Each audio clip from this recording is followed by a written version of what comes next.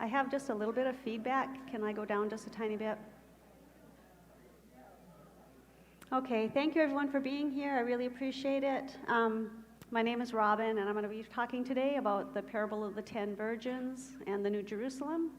While I was researching this topic, I realized that you have to be very careful which translations you choose, because as you know, when you look at the versions, some of them are wise and some of them are foolish. Was a joke. Versions, wise versions? Okay, never mind. Thank you. Appreciate it. That was my one corny joke. I'm done. So everyone is familiar with the parable. We've read it many times. We've probably discussed it. We try to figure out who we are, if we're wise, if we're foolish. And that's kind of the purpose of the parables, right? There's stories there. There's a message for us. And that's black. Okay, so in the parable of the virgins, there are two groups of women that are being discussed and represented, and we're going to talk about that a little bit. We're going to look at a couple of other parables and see if there are any parallels, and then we're going to take a quick look at the New Jerusalem and why that also ties in with what we're talking about. So there's three other parables that we're going to look at. I didn't give very much details, just enough to kind of give you the scripture reference. And like I said, these are all very familiar to us. It's not like we are in kindergarten and don't know about these things. So in Matthew 24, 45 through 51, we have the parable of the faithful servant and the wicked servant. And so the faithful servant, the master is away, and he's still preparing things for his master in the master's house. And the wicked servant, on the other hand, is helping himself to his master's goods. He's there eating and drinking, and on his off time, he's beating up his fellow servants. So clearly not the best kind of employee that you could hope for. In Matthew 25, 14 through 30, we have the parable of the faithful stewards and the slothful steward. Say that quick 3 times. The faithful stewards are the ones that got the 5 talents and the 2 talents, and they used their talents and they produced for their master, and he came back and he commended them for what they were doing. The slothful steward, on the other hand, buried the money because that seemed like a better solution than actually doing something with it. And of course, we know that that didn't work out too good for him. And then in Matthew 25, we have the parable of the sheep and the goats. The sheep are the ones that are merciful to others. Yeshua says, I was hungry and you fed me. I was thirsty and you gave me drink. I was sick and you visited me. I was in prison. You came to me. But the goats, on the other hand, not so much. They didn't bother to take care of other people. They didn't see the needs, or they saw the needs and they just didn't care. So they did not extend themselves to help others. So do you see any similarities in these 3 parables, and then add in the parable of the 10 virgins? What do you see that's going on? What is Yeshua doing? To me, one of the primary things he's doing is he's painting a picture for us of this black and white of what is good and what is not good, or what is not acceptable to God. Of course, there are differences too, because like a good teacher, Yeshua tries to give us the opportunity to learn something with more than one example. But what we see that's amongst all of them is that God is looking at our practices, our daily habits, the way that we treat one another, and he apparently places a very, very high priority on what those daily events look like, because he's going to reward some and he's going to not reward others. So is this what God is doing? Is he placing our good deeds on one side of the scale and our bad deeds on the other side of the scale? And is he going to kind of measure it out and then offer salvation to some and not others based solely on our actions?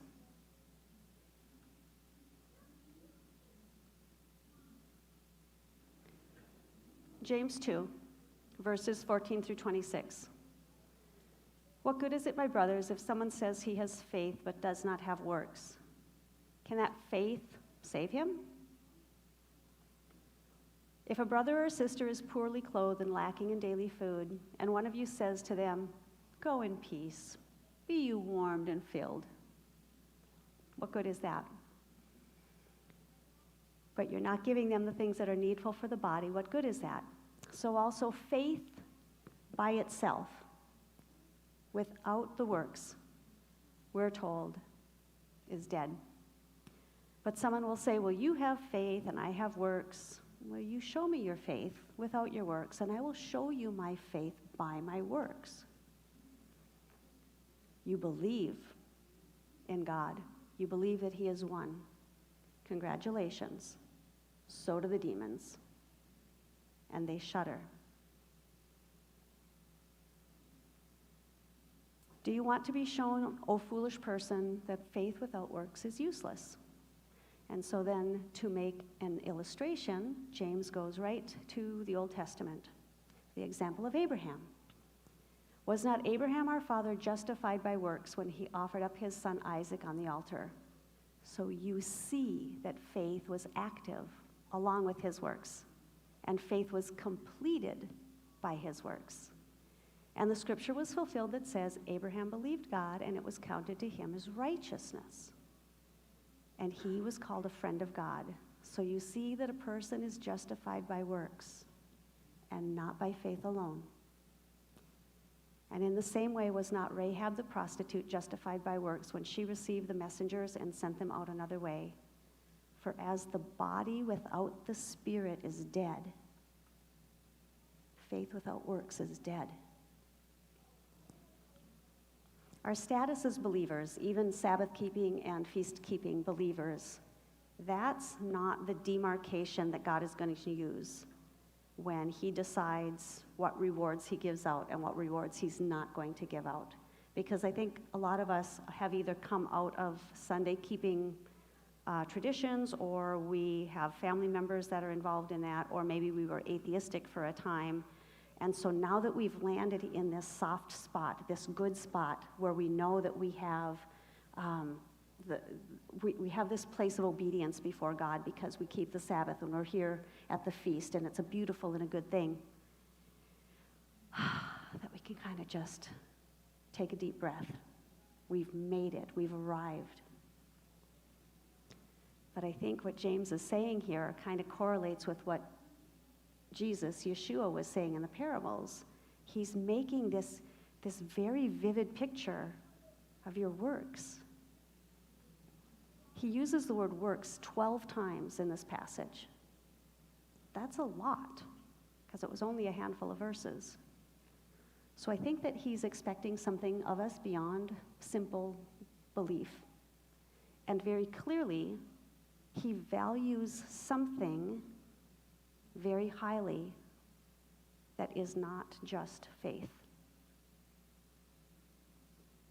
So I have another parable for you. It's called the parable of the return. So everyone close your eyes, if you will indulge me for a few minutes. And I'm going to tell you a story. I want you to listen to the parable of the return.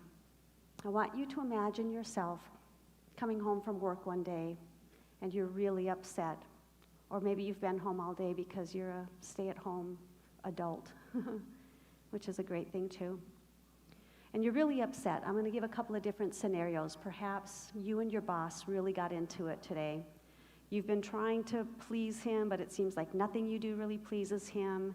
And so you got to the break room today and you just gossiped your heart out about that guy, right?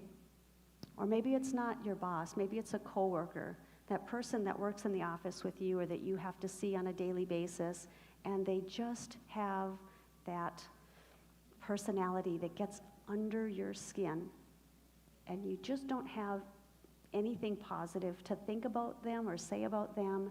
And today they just came at you with something and you just couldn't take it anymore, and you let them have it, either verbally or you sent them an email. And the thing is that you were so articulate in the way that you tore them down that you had this little rush of satisfaction. I got them today for all those times that they've irritated me. Or maybe that's not your personality. Maybe it's not that at all. Maybe it's your spouse or a good friend. And something has kind of gotten in the way of this relationship. And it's really easy to point the finger and to find that place where you can place the blame on them without accepting any of the blame on yourself. Well, you've had a bad day. You go to bed and you realize as you're getting to trying to settle in for the night that you're just not going to sleep well. You're still irritated. You just, it's eating at you. And as you finally fall into a fitful sleep, you don't know if you're going to make it through the night or not with any kind of sound sleep. And sure enough, something happens at midnight. There's this blast outside, and you don't even know what it is, but it's so loud and so disturbing.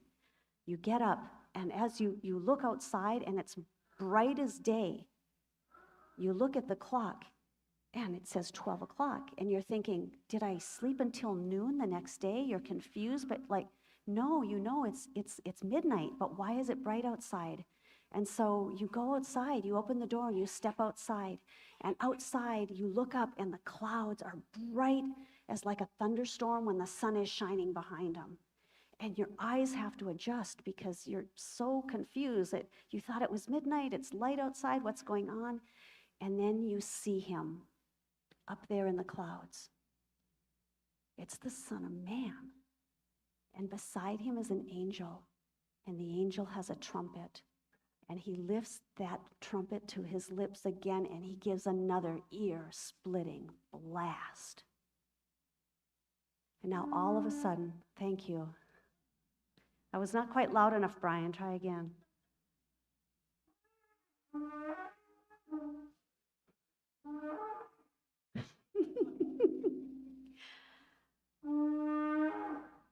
Awesome. Okay, so this is going on. This blast has just happened. You're looking up, you look outside, you notice so many of your neighbors in the neighborhood, they're outside as well. And everybody's looking up at the sky. They're pointing, they're talking to one another. But you draw inward and you start thinking about all the things that had been going on today, all the reasons you were upset, all the people you're angry with, all of these things. And then you start to see before your eyes play your whole life and the ways you've diverged from what God wanted you to do and what you've been doing instead. And you think about that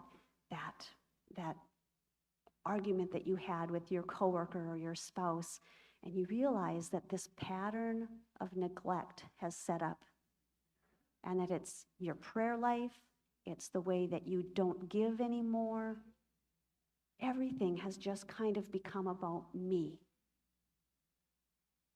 There's one more blast, and you start to see the clouds close in and the sky grow dark.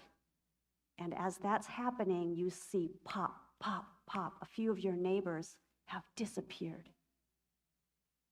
Now you look up and the sky is completely black. And you're left standing outside in the wet grass with your bare feet. And everything is silent except that one lonely cricket. And the thought going through your head is, oh, this can't be good. Okay, you can open your eyes. So clearly I'm not as good at parables as Jesus is, because when you hear his parables, you don't know what he's talking about. Mine was pretty straightforward. But parables are a story with a message, usually a warning. So like the parable of the 10 virgins, you've got the hope for the 5, but the regret of the other 5. You've got the sheep who will be rejoicing. You've got the goats who are going into torment. What is Jesus doing? What is Yeshua trying to teach us? Why does he tell us these depressing stories? I think it's to warn us. I think that he's trying to tell us that there's something called a deadline that we have to be aware of. And think about that word, deadline. Deadline. Because there's this expiration date that's coming up, beyond which we don't have time to do good deeds. and we don't have time to get right with God. And I think that's one of the things that our Master is trying to tell us. So what is it that he's after? What does he want from you? I would like to submit that maybe it's a heart thing.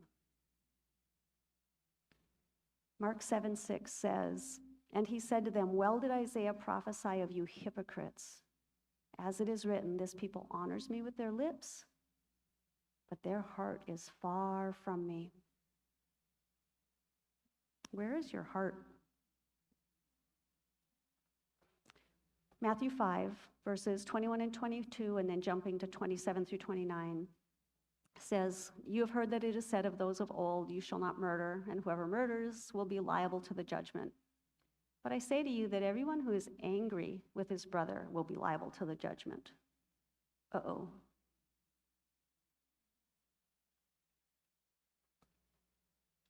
"Anyone who insults his brother is liable to the council, and whoever says you fool is liable to the hell of fire." Uh-oh. "You've heard that it is said," verse 27, "you shall not commit adultery. But I say to you that everyone who looks with lustful intent has committed adultery." Uh-oh.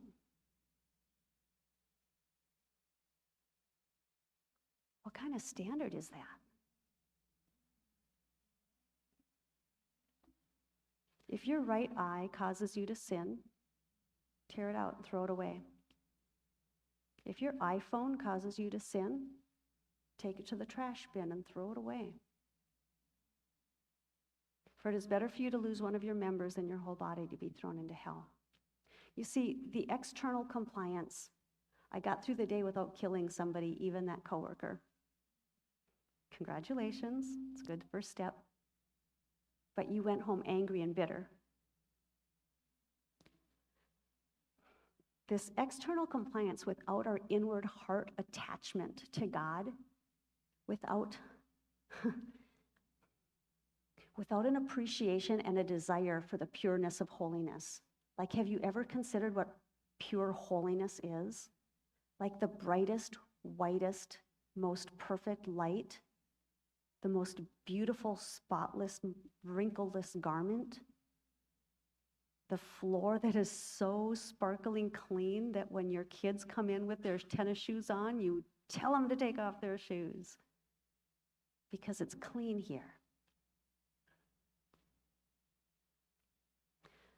The external without the internal is useless. You have a car without an engine. You have a house without a family. You have a marriage without love. Or you have an oil lamp without oil.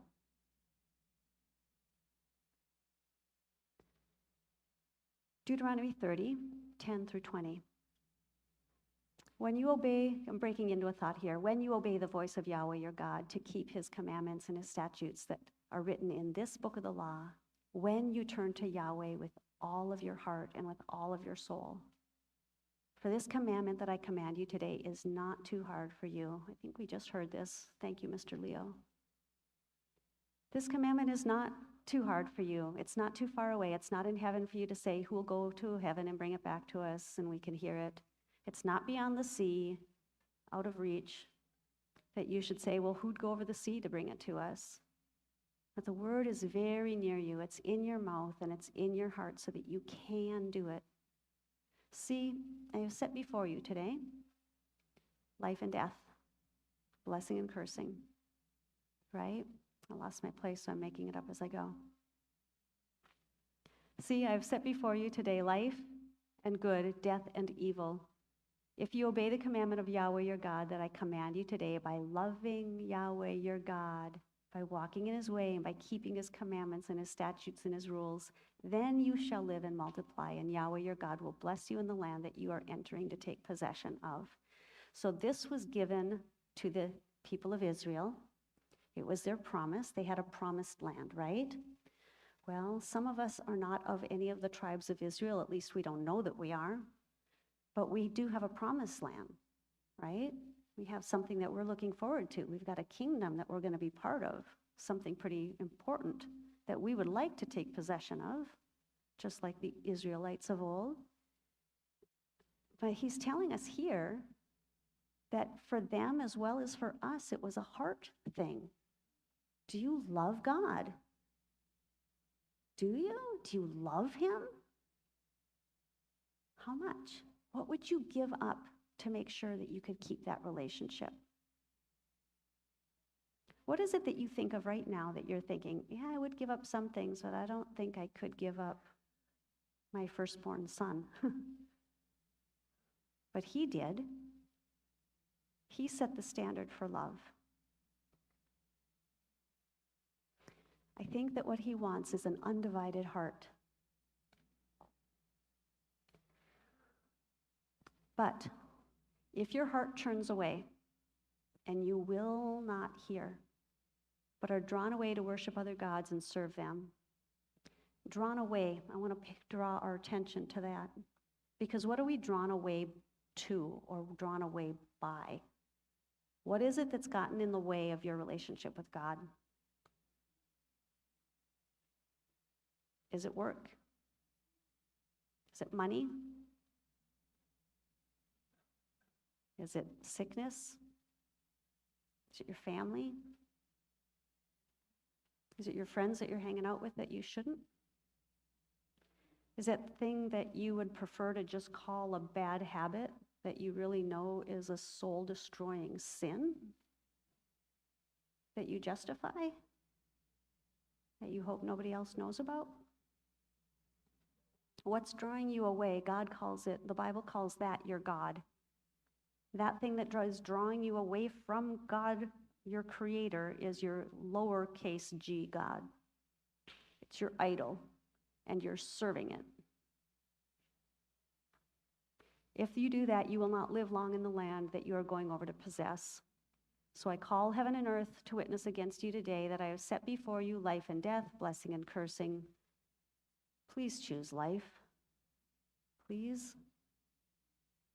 That you and your offspring may live, loving Yahweh your God and obeying his voice and holding fast to him, because he's your life and your length of days, so that you can dwell in the land that Yahweh swore to your fathers Abraham, Isaac, and Jacob. Let's go back to the virgins for just a minute. I want to draw your attention to another word, the word virgin. That's an interesting word. What does it mean? We think of virginity in the sense of sexual purity, and of course that's what it means. But why is Jesus talking about that? Matthew 5:8 says, "Blessed are the pure in heart, because they will see God." Is your heart pure? You know, I believe that there is sexual purity both inside and outside of marriage. Because if you're married, your sex life should be pure with your spouse.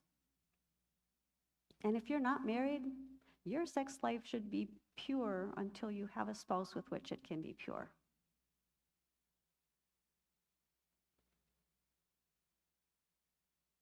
But there are many levels of purity. Those things that draw you away from God are your little lovers. Those little things. Can you have a little lover when you're married and it not be your spouse? How do all that work for your relationship? So there's fault that's found with these foolish virgins. Do you think it was a one-time event? You know, they, forgot to fill their oil lamp today, or do you think it represents this behavior pattern that they have, where they're not keeping themselves filled? Maybe their heart was divided, because oil is available. Their oil was available. They just, like the guy who hid his talent, just didn't bother to go get it.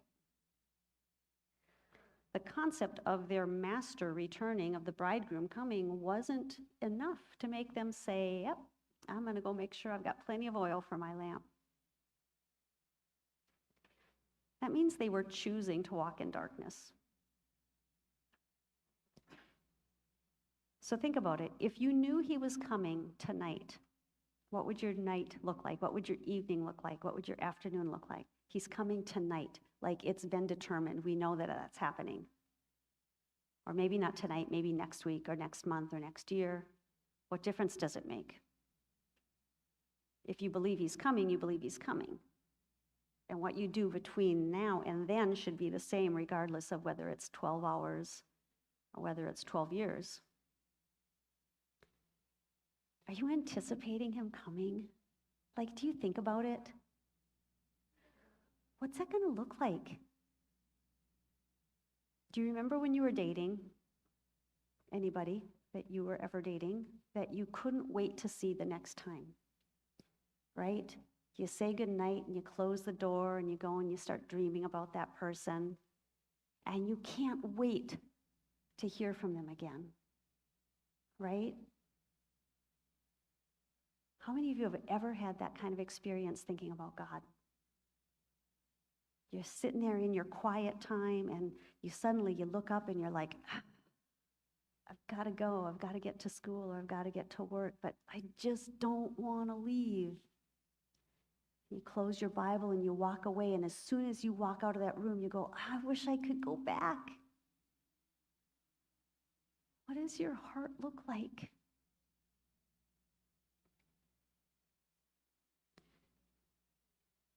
Revelation 19, 6-9. And I heard what seemed to be the voice of a great multitude, like the roar of many waters, and like the sound of mighty peals of thunder, crying out, Hallelujah! For the Lord our God, the Almighty, reigns. Let's rejoice. Let's exult. Give him glory, for the marriage of the Lamb has come, and his bride has made herself ready. It was granted to her to clothe herself with fine linen, bright and pure. For the fine linen is the righteous deeds of the saints. And the angel said to me, write this. Get this one down. Write it down. Blessed are those who are invited to the marriage supper of the Lamb. And then he said to me, these are the true words of God.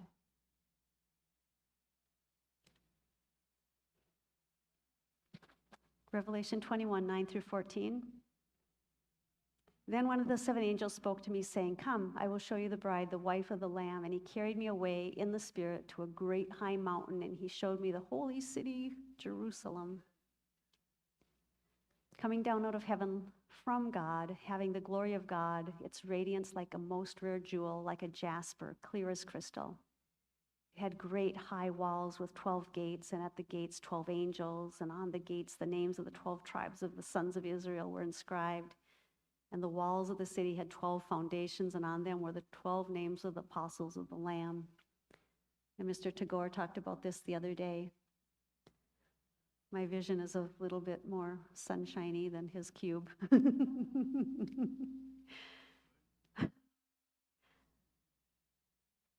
But clearly this isn't a photo, but this concept is your destiny. Well, some of you. Maybe half of you. Maybe. So I'm saying this, and I'm saying it in this way, because the parables all talk about those who don't make it. And I don't want that to be you. I don't want to come next year to the feast and found out that, not that you're at a different feast, that's fine, but that you're on a different walk. Like you've left it behind, that something else became more important.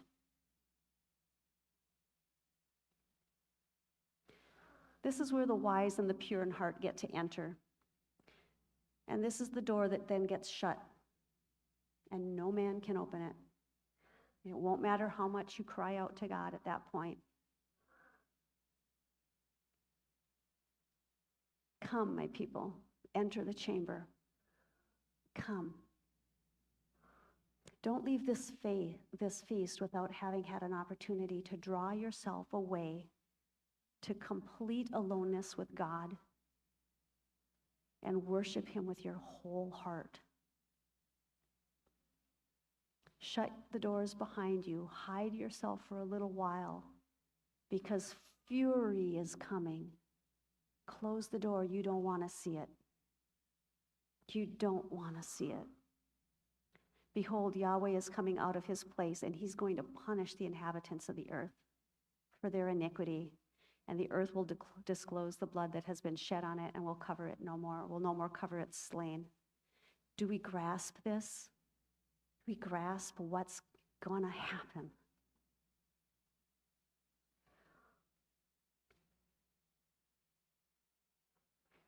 Song of Solomon, chapter 2, verse 10 says, my darling speaks, and he says to me, get up, my love, my beauty, come away.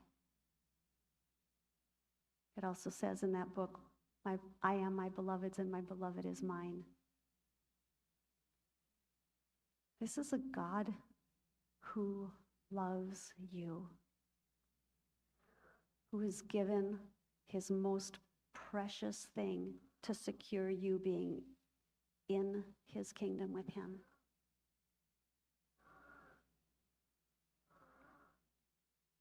Hosea 2, 14 through 16. Therefore, behold, this is God speaking. This is God speaking to you, about you. I will allure her and bring her into the wilderness, and I will speak tenderly to her. And there I will give her vineyards and make the valley of Achor, which I looked up means the valley of trouble. I will make the valley of Achor a door of hope, and there she shall answer as in the days of her youth, like when your boyfriend called and you answered the phone every single time. And now when your husband texts, you say, I'll get to that later. She will answer as in the days of her youth, and at the time when she came out of the land of Egypt. And in that day, declares Yahweh, you will call my name my husband, and not the God that lords it over me.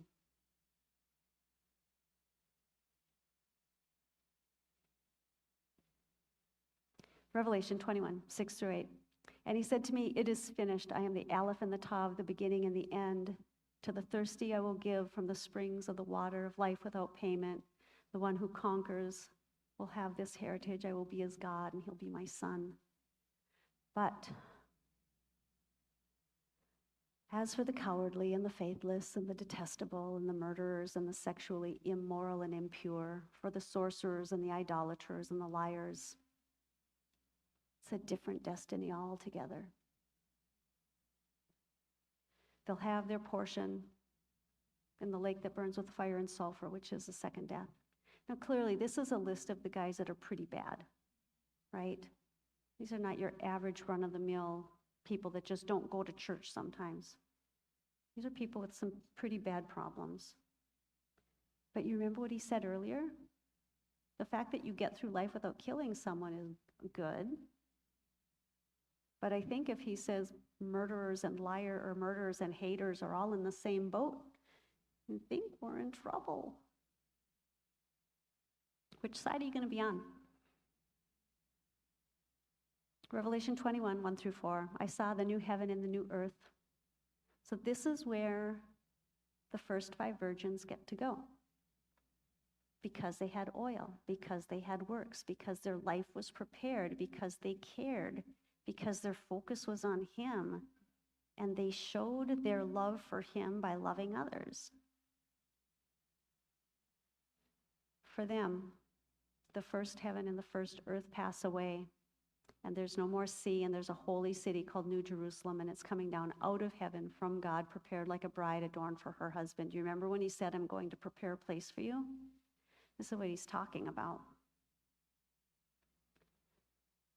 And I heard a loud voice from the throne saying, behold, the dwelling place of God is with man, and he will dwell with them, and they will be his people, and God himself will be their God, and he will wipe away the tears from their eyes. There'll be no more death, no mourning, no crying, no pain, for all these former things have passed away. It's done.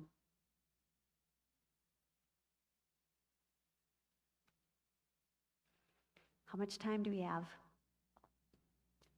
When is the expiration date?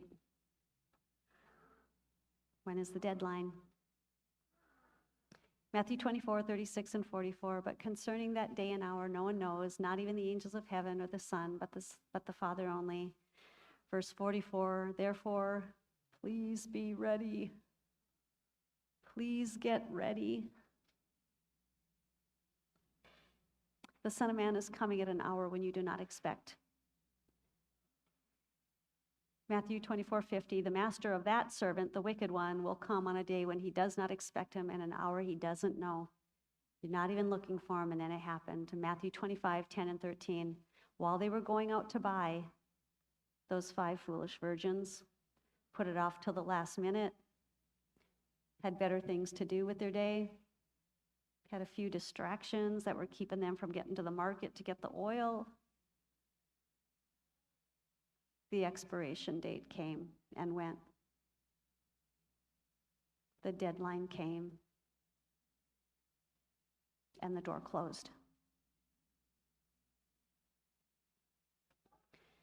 Daniel 12:9 and 10.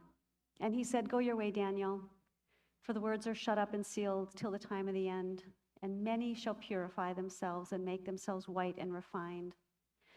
But the wicked will do wickedly. None of the wicked are going to understand.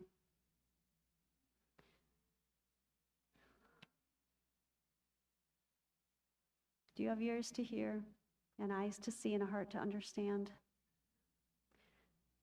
Can you hear my voice pleading with you today? There are 10 virgins, and 5 of them are wise, and 5 of them are foolish. And it's not because they were born that way. It's because of the choices that they made with their life, day in and day out.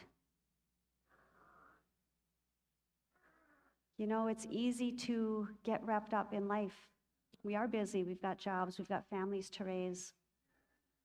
But there's also that guy under the bridge, that homeless guy that you see, that you think about stopping and helping him out.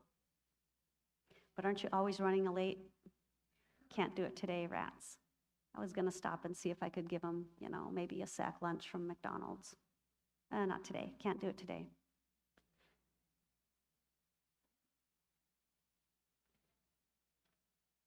I'm pleading with you today because I know that in my own life I've let years go by and weeks go by and days go by and sometimes minutes go by when I had an opportunity and I knew it was an opportunity when it came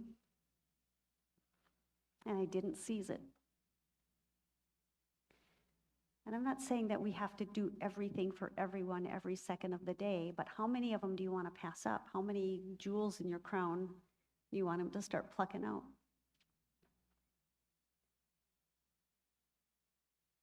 At what point does he say, that's a goat, no longer a sheep?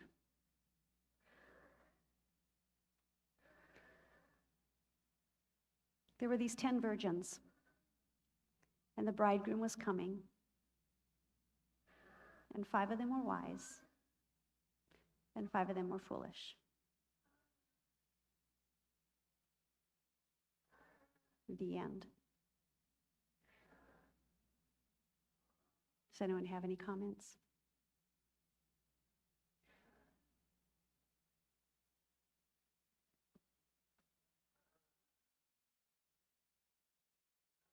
Tagore.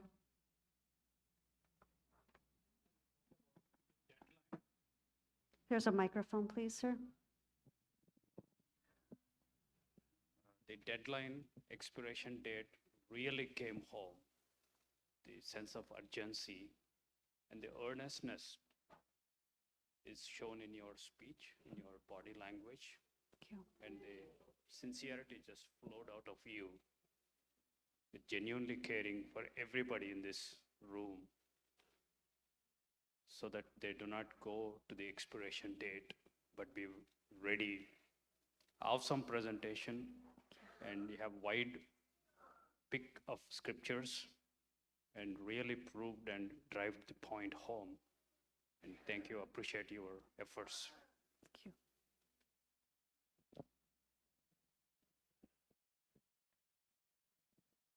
Anyone else?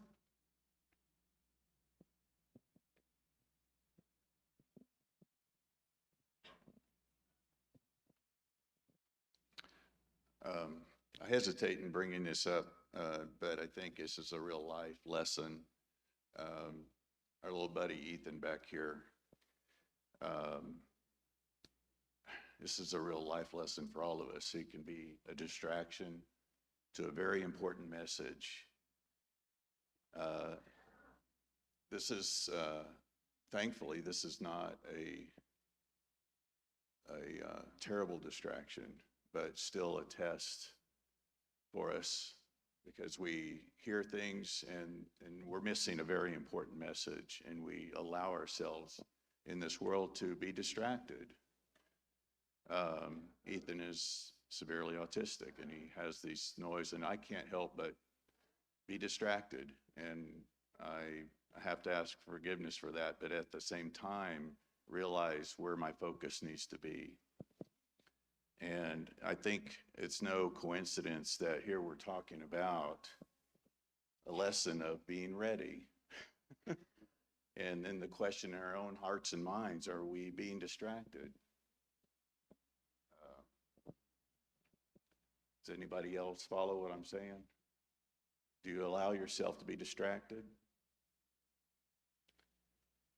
And I hesitate in drawing the attention to Ethan, but at the same time, it's a reality. And we love the boy. We prayed over him yesterday. And I think it's something that we talked about this morning about, what was the term I came up with, Mark? I can't remember. Intentional in our thinking, and it was something else, but now I can't remember. But this is real life to us, and we can either be agitated or irritated, and it send us off in an abyss, the wrong direction, or we can have compassion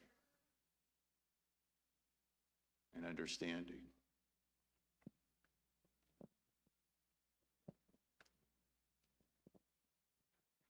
And to add to that, I didn't know who was making that noise, you know, and I just looked back there and then I realized, and I saw it and I thought, I just immediately started praying for him because, you know, he needs prayer. Absolutely. And so I was just quietly praying to myself, Thank you. lifting him up to God, because that's what we should be doing, is lifting people up. And so we're just going to keep praying for him. In the moment.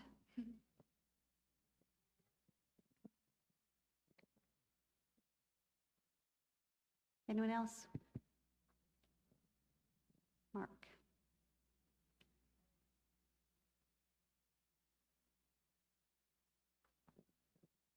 Thank you for this.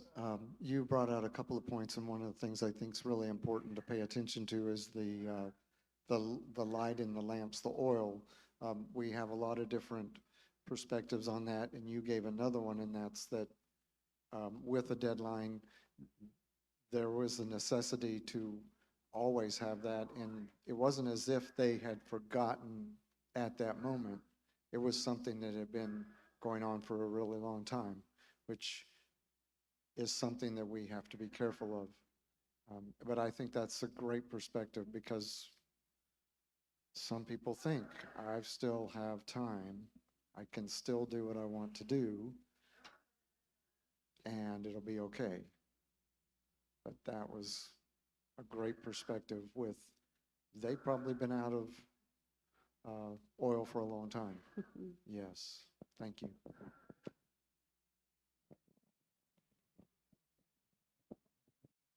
What a fabulous presentation, Robin. Thank you, Jerry. And I will say how thankful I am to be in a place where Ethan can stay the whole time and that you don't feel that you have to leave the room. And how thankful I am to be in a place, and y'all, I'm no feminist, okay? Just saying, that that a woman can speak and bring us what you've brought. Thank you.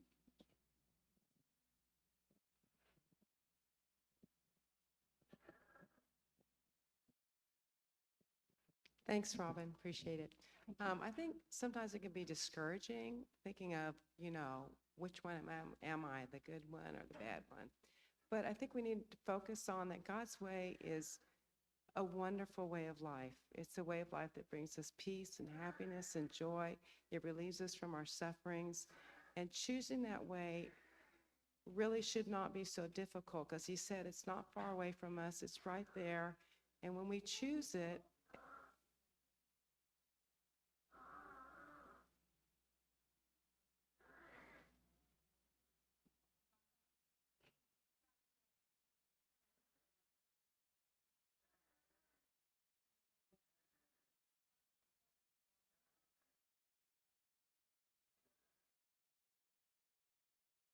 Yep. It is. It's a beautiful way. And I mean, and that was kind of part of the thing with the imaging there too. You know, you see the difference between the light and the darkness, and you see the brightness of a beautifully lit city versus what he says is going to be the result of those who don't get to go there. You know, they're cast out into outer darkness, right? But that's the choice he gives us. He's not going to force any of us in. We have to go because we want to go in.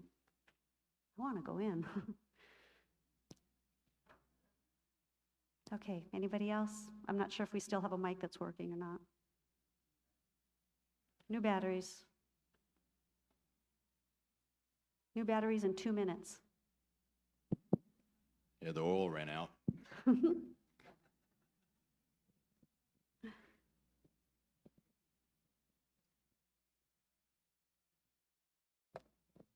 And then I did also like how you pointed out that, you know, how would we act, like doing what we did that day? How would we act if he comes back that night?